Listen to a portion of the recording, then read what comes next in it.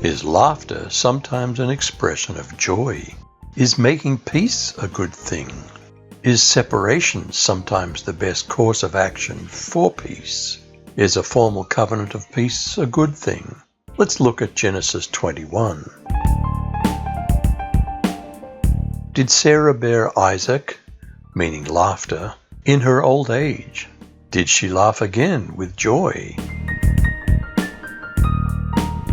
The Lord visited Sarah as he had said, and the Lord did to Sarah as he had promised. And Sarah conceived and bore Abraham a son in his old age, at the time of which God had spoken to him.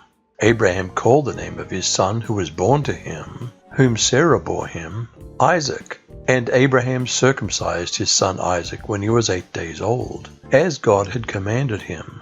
Abraham was 100 years old when his son Isaac was born to him. And Sarah said, God has made laughter for me. Everyone who hears will laugh over me. And she said, who would have said to Abraham that Sarah would nurse children? Yet I've borne him a son in his old age.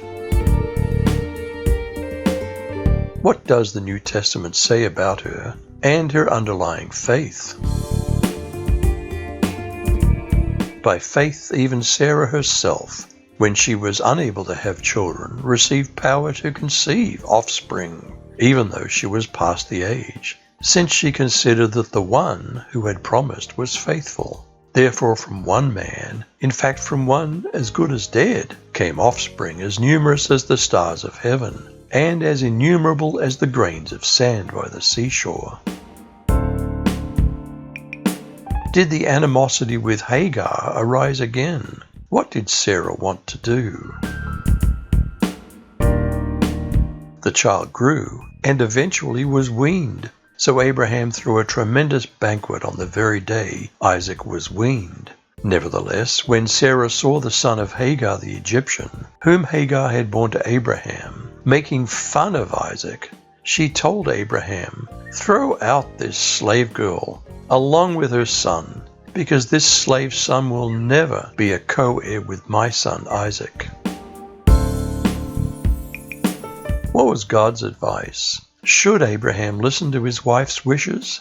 Was separation the best option for peace? And the thing was very grievous in Abraham's sight because of his son. And God said to Abraham, let it not be grievous in your sight because of the lad, and because of your bondwoman. In all that Sarah has said to you, listen to her voice, for in Isaac shall your seed be called. And also of the son of the bondwoman will I make a nation, because he is your seed. How did God care for Hagar? Will God care for us, despite some major mistakes in our lives?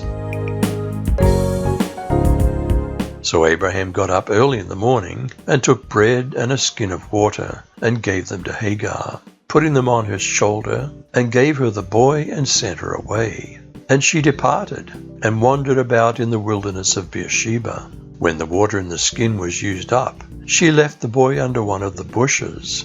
Then she went and sat down opposite him, about a bowshot away, for she said, may I not see the boy die?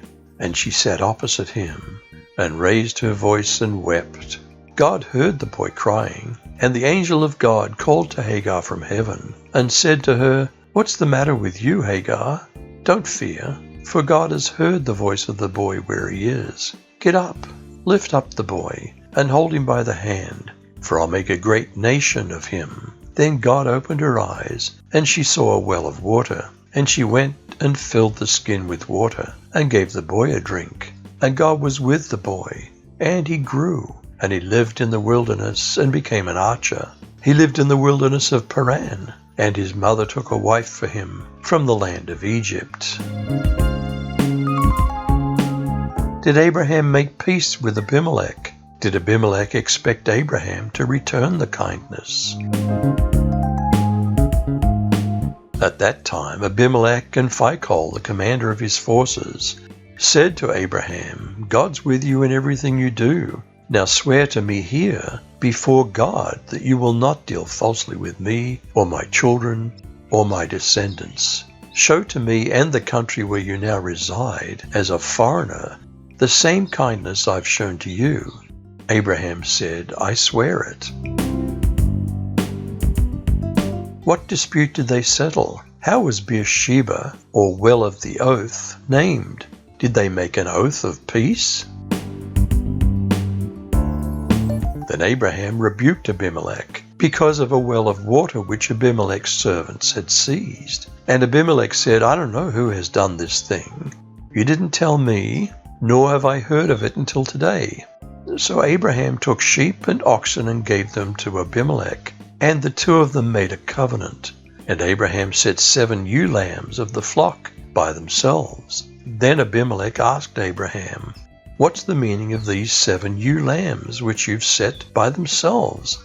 And he said, "You'll take these 7 ewe lambs from my hand, that they may be witness that I've dug this well." Therefore he called the place Beersheba, because the two of them swore an oath there. Thus they made a covenant at Beersheba. So Abimelech rose with Phicol, the commander of his army, and they returned to the land of the Philistines. Then Abraham planted a tamarisk tree in Beersheba, and there called on the name of the Lord, the everlasting God. And Abraham stayed in the land of the Philistines many days. Is laughter sometimes an expression of joy? Is making peace a good thing? Is separation sometimes the best course of action for peace? Is a formal covenant of peace a good thing? You decide.